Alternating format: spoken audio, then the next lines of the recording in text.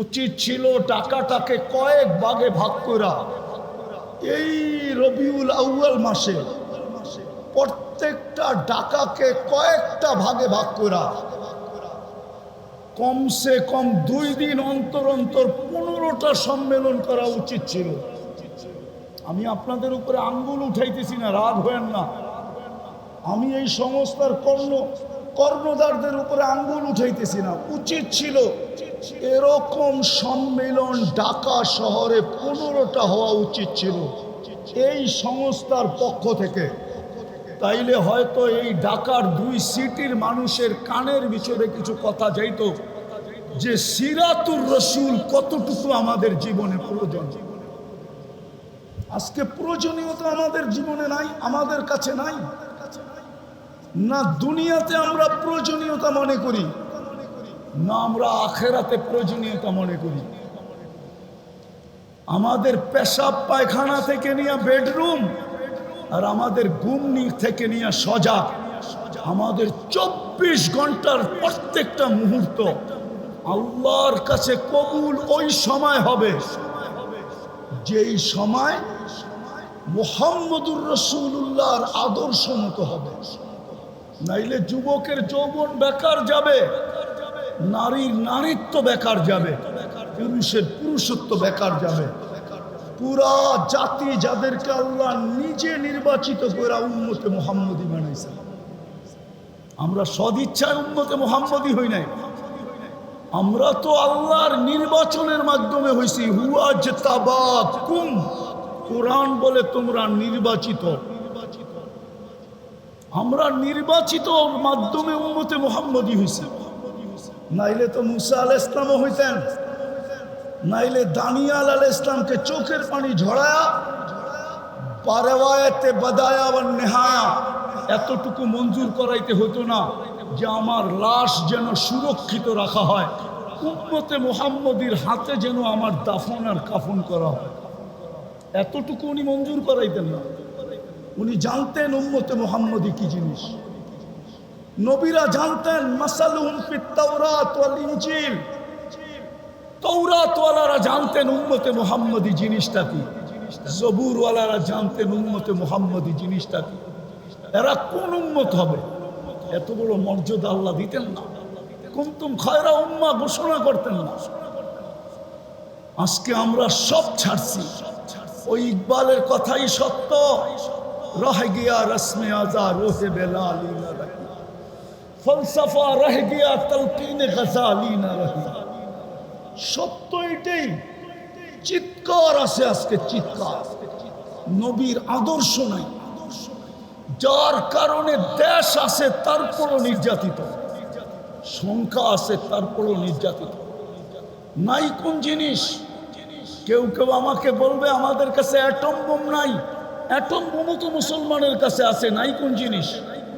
যদি atom bomb দিয়ে জিতবে তাহলে আমি একটা প্রশ্ন তুলি, প্রশ্ন। মুসলমানের ইসলামের সবচেয়ে বড় যুদ্ধ বদরের যুদ্ধ। যদি সংখ্যার দিক দিয়ে দেখি তো 313 জন, যদি অস্ত্রের দিক দিয়ে দেখি তো তলোয়ার 3টা। বলুক আমাকে দুনিয়া, মুসলমান জিতছে না হারছে? হ্যাঁ, সামনে তো 1000-এর উপরে, 313 জন জিতল কি করে? সামনে তো 1100 তলোয়ার, এইখানে তো শুধু 3টা তলোয়ার। 3 তলোয়ার দিয়ে জিতল কি করে? আর শুধু জিতা, শুধু জিতা, শুধু জিতা যদি হয়তো মনকে মেনে নিতাম, ইতিহাসের পাতায় এমন জিত আসবে কিনা কিয়ামত পর্যন্ত কেউ বলতে পারবে না।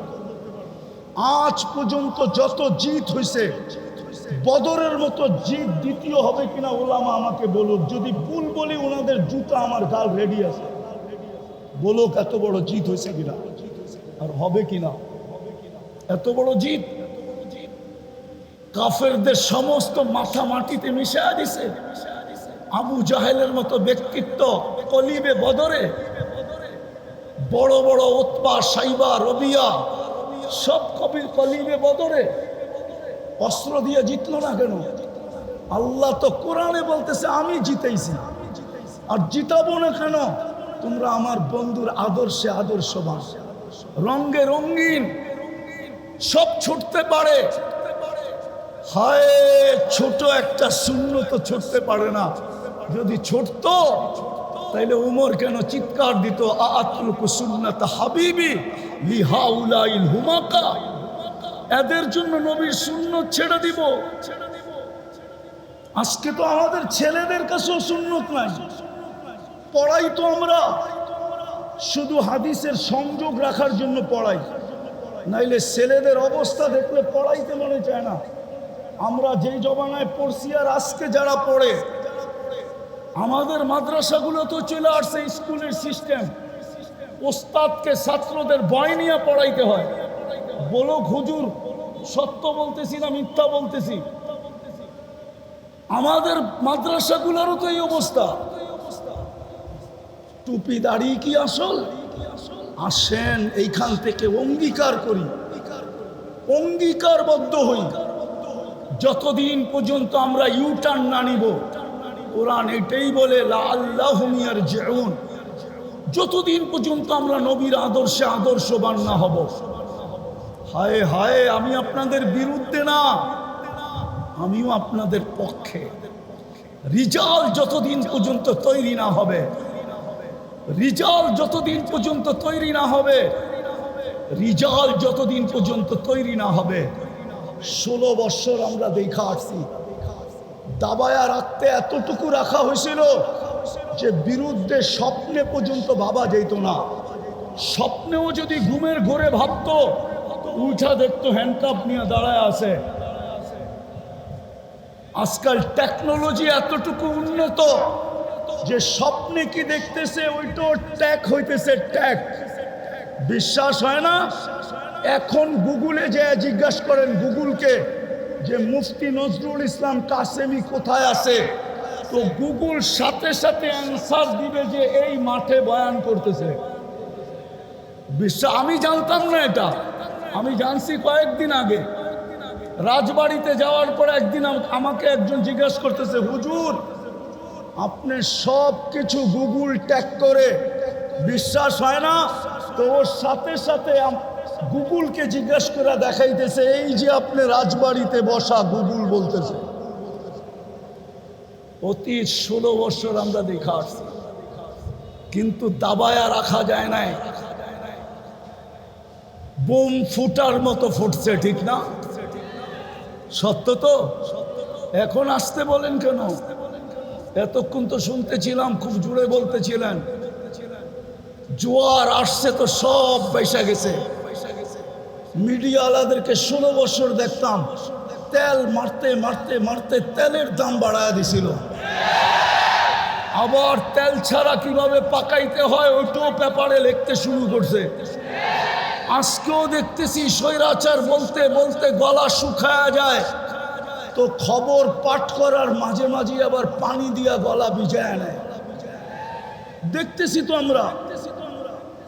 আপনাদেরকে আমি বিরুদ্ধে না, রিজাল যদি তৈরি না হইল তাইলে স্লোগান দিয়ে কিচ্ছু করা যাবে না, আলোচনা দিয়ে কিচ্ছু করা যাবে না, লেখা লেখনি দিয়ে কিচ্ছু হবে না। আমাদেরকে বুঝাইতে হবে জাতিকে যে সিরাতের কতটুকু প্রয়োজন। এই দুনিয়ায় রাখি কতটুকু, মৃত্যুর পরে রাখি কতটুকু। মুহাম্মদুর রাসূলুল্লাহ আজকে প্রয়োজন, জোড়ের জন্য, মিলের জন্য, মহব্বতের জন্য, ভালোবাসার জন্য, সুখের জন্য, শান্তির জন্য। হ্যাঁ, আমি জুমায় বলছি যে আপনি খালি গায়ে দেখাইতে পারবেন সাহাবাকে যে গায়ে কাপড় নাই, পায়ে জুতা নাই, পেটে বাত নাই, মাথা গুচার ঠাঁই নাই। আপনি দেখাইতে পারবেন, আপনি দেখাইতে পারবেন যে ঠাঁই নাই, কিন্তু আপনি এটা দেখাইতে পারবেন না যে সুখ নাই। এটা ইতিহাসবিদ দেখাইতে পারবে না শান্তি নাই, এটা দেখাইতে পারবে না চোর নাই, এটা দেখাইতে পারবে না মিল নাই, এটা দেখাইতে পারবে না মোহাব্বত নাই, এটা দেখাইতে পারবে না ভালোবাসা নাই, এটা দেখাইতে পারবে না সহানুভূতি নাই, এটা দেখাইতে পারবে না সিম্পিতি নাই। সহানুভূতি যুদ্ধের ময়দানের সহানুভূতি দেখেই তো দুনিয়া পাগল হয়ে গেছে। কে শিখাইছিল? পানি বইলা চিৎকার দিছে, আর আপন ভাই তো পানি নিয়ে ছুটে গেছিল। কিন্তু পাশের লোকটা যখন বলছে পানি, তো আপন ভাইকে বলছে আমার চেয়েও পিপাসিত বেশি। ওইখানে যখন বলছে তো তৃতীয় আওয়াজ আসছে পানি, তো দ্বিতীয় বলছে আমার চেয়ে পিপাসিতও বেশি। তৃতীয় জনের কাছে পৌঁছতে পৌঁছতে দুনিয়ার থেকে চলে গেছে। দ্বিতীয়র কাছে এসে দেখে অভিজ্ঞতা সবচেয়ে বেশি। আরব হওয়া সত্ত্বেও ফিলিস্তিন না খায়া মরে কি করা, আর ওরা পায়ে তেল মালিশ করে কি করা। বিদায় শেষ জায়গায় চলে আসছি। আসেন এই সম্মেলন থেকে আমরা অঙ্গীকার করি যে আজকের থেকে আমাদের মিশন হবে, আমরা সিরতে উপরে উঠব, রসুলের সুন্নতের উপরে উঠব, আর রিজাল তৈরি করব পায়ে দৌড়া হইল। দেখি আল্লাহ আমাদের উপরে দয়া করেন কিনা, নাইলে চিৎকার দিতে থাকবো। প্রত্যেক রাকাতে কাইরিল মাগদুবি আলাইহিম ওয়ালাদ-দাল্লিন পড়তে থাকবো, আর মসজিদগুলা জোরে আমিন বইলা কাঁপাইতে থাকবো। কিন্তু রব্বে কাবার কসম, আজ পর্যন্ত দোয়া কবুল হয় নাই, আর সামনে হবে কিনা আমি জানি না। মসজিদ আমিন দিয়া কাঁপবে, আর আমরা ওয়ালাদ গায়রিল মাগদুবি আলাইহিম ওয়ালাদ-দাল্লিন পড়তে থাকবো। আল্লাহ ইহুদি নাসারার হাত থেকে বাঁচান, আর আমরা ওদের দ্বারা সবচেয়ে বেশি নির্যাতিত হতে থাকবো। আজকে যেরকম নির্যাতিত, কালকে আরো বেশি নির্যাতিত হতে থাকবো যদি আমরা ইউটার্ন না নিলাম। আপনি ভাবেন না মুসলমানের ঘরে মুহাম্মদুর রাসূলুল্লাহ। আমি তো ফিলিস্তিন চোখে দেখা বলতেছি, গত বছর আমি বলে গেছিলাম এখানে, আমি 15 বছর আগে চোখে দেখছি। আপনারা মিডিয়ায় ফিলিস্তিন দেখেন, আমার মতো চোখে দেখেন নাই। ফিলিস্তিনের কোনো গলি নাই যেখানে আমার পায়ের ছাপ না আছে। আমি চিনি ইব্রাহিম আলাইহিস সালাম কোথায় ঘুমাইতেছে, আমি চিনি মুসা আলাইহিস সালাম কোথায় শুয়ে আছে, আমি চিনি 70 জন নবীর কবর কোথায় চিহ্নিত আছে, আমি চিনি 45,000 সাহাবা কোথায় শুয়ে আছে, আমি চিনি বাইতুল মুকাদ্দাস যেখানে 1.25 লক্ষ নবীদের সম্মেলন হয়েছে সশরীরে, যেখানে মুহাম্মদুর রাসূলুল্লাহ ইমামতি করছে, যেখানে বক্তৃতা দিছে, তারপরে আরশের দিকে রওনা হয়েছে। আমি ওই মুকাদ্দাস মাটি চিনি, যেটার ব্যাপারে আল্লাহ বলছেন বারাকনা হাওলা। আজকে ওই মাটি নির্যাতিত কি করে?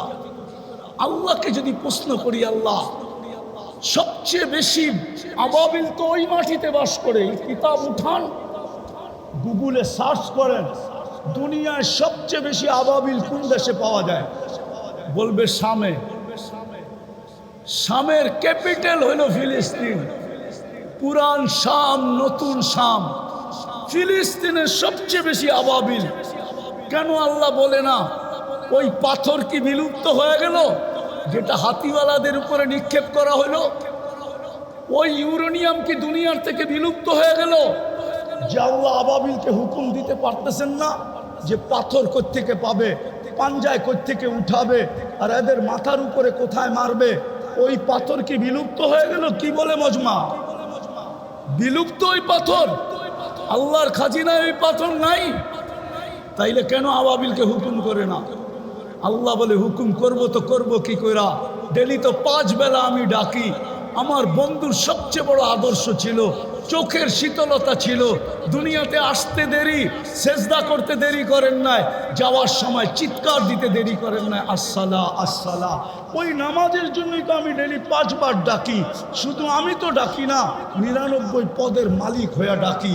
শুধু আল্লাহ হিসাবে তো ডাকি না, রহমান হিসাবেও ডাকি, মালিক হিসাবেও ডাকি, কুদ্দুস হিসাবেও ডাকি, সালাম হিসাবেও ডাকি, মুমিন হিসাবেও ডাকি, মুহাইমিন হিসাবেও ডাকি, আজিজ হিসাবে ডাকি, জব্বার হিসাবে ডাকি, মুতাকাব্বিরুল খালিকুল বারিকুল মুসাব্বিরুল গফফারুল কখারুল ওয়াহাবুর রাজ্জাকুল ফাত্তাহুল আলিমুল কাবিদুল বাসিতুল আল খাফিদুর রাফিউল মুইজ্জুল মুদিল্লুস সামিউল বাসীরুল হাকামুল আদলুল লতীফুল খবীরুল হালিমুল আযীমুল গফুরুশ শাকুরুল আলিয়ুল কবীরুল হাফিজুল মুকিতুল হাসিবুল জলিলুল করিমুল রকিবুল মুজিবুল ওয়াসি আল হাকিমুল ওয়াদুদুল মজিদুল বাঈতুশ শহীদুল হকুল ওয়াকিলুল কবিয়ুল মতিনুল ওয়ালিয়ুল হামিদুল মুসি আল মুবদি আল মুঈদ আল মুখী আল মুমীত আল হাইয়্যু আল কাইয়্যুম আল ওয়াজিদ আল মাজিদ আল ওয়াহিদ আল আহাদ আল সামাদ আল কাদির আল মুক্তাদির আল মুকদ্দম আল মুআখ্খার আল আউয়াল ওয়াল আখির আল যাহির ওয়াল বাতিন الوالي المتوالي البر التواب المنتقم العفو الرؤوف مالك الملك ذا الجلال والإكرام المقسط والجامع والغني والمغني المانع الدار النافع النور الهادي البديع والباقي الوارث والرشيد والصبور জল্লে জালালু 99 পদের মালিক হয়ে 5 বেলা ডাকি, তারপরও তো 90 ভাগ মসজিদে আসে না। আমি তোদেরকে সাহায্য করি তো করি কি করে? আবাবিল পাঠাই তো পাঠাই কি করে? তোদের দিকে তাকাই তো তাকাই কি করে? আমার সমাজে 90 ভাগ নামাজ পড়ে, আমাদের চিৎকারে সাহায্য চলে আসবে। বিদায় পায়ে হাত দিয়া বলি আসেন, নিজেও নবীর আদর্শের উপরে চলি আর রিজাল তৈরি করি। রিজাল যদি তৈরি হয়ে যায় আমাদেরকে মাঠে মাঠে চিৎকার দিতে হবে না। ইনশাআল্লাহ হবে না, ইনশাআল্লাহ হবে না। এই জন্য সবার কাছে হাত জোর দরখাস্ত, আজকে একটা মেসেজ নেওয়া যায় এই সিরাত কনফারেন্স থেকে, যে শুধু আমি আদর্শের উপরে চলবো না, আমি পায়ে ধরে হলো নবীর আদর্শের লোক তৈরি করব। পারবেন? পাক্কা ওয়াদা? আল্লাহ আমাদেরকে আমল করার তৌফিক দান করেন। ওয়া মা আলাইনা ইল্লাল